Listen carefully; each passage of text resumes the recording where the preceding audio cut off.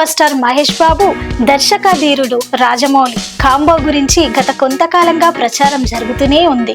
Durga arts banners పై doctor KL Narayana ఈ చిత్రాన్ని అత్యంత ప్రతిష్టాత్మకంగా నిర్మిస్తున్నారు.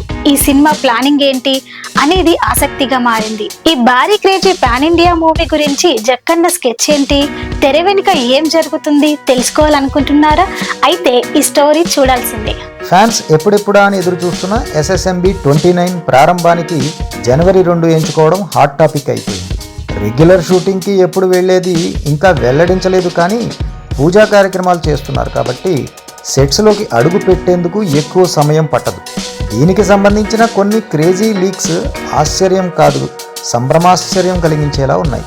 ప్రాథమికంగా దీనికి అనుకున్న బడ్జెట్ 1000 కోట్లకు పైమాటేననే టాక్ గతంలోనే రాగా, ఇప్పుడు అది నిజమేననే దిశగా ప్లాన్స్ జరుగుతున్నాయట.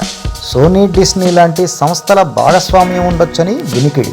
రాజమౌళి, మహేష్ బాబు తమ రెగ్యులర్ పారితోషికాలు కాకుండా లాభాల్లో 40% వాటా తీసుకునేలా ఒప్పందం చేసుకున్నారని ఇన్సైడ్ టాక్.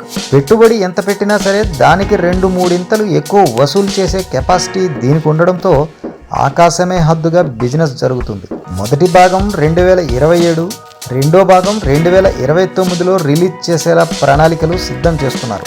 ఈ 2 పార్ట్ న్యూస్ అఫీషియల్గా బయటకు వచ్చేది జక్కన్న, మహేష్ బాబులు పెట్టే ప్రెస్ మీట్లోనే. అప్పటిదాకా వెయిట్ చేయాలి. బాహుబలి కన్నా ముందు రాజమౌళి కమిట్మెంట్ ఇచ్చిన నిర్మాతలు ఇద్దరు DVV దానయ్యకు RRR ద్వారా దాన్ని నెరవేర్చారు.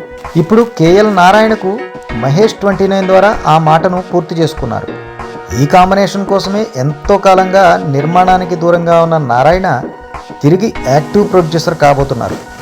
అటవీ నేపథ్యంలో జంతువులు, నిధి నిక్షేపాలు, అడ్వెంచర్లు, ఇలా ఎన్నో సాహసోపేతమైన యాక్షన్ ఎపిసోడ్లు ఇందులో బోలెడు ఉంటాయట.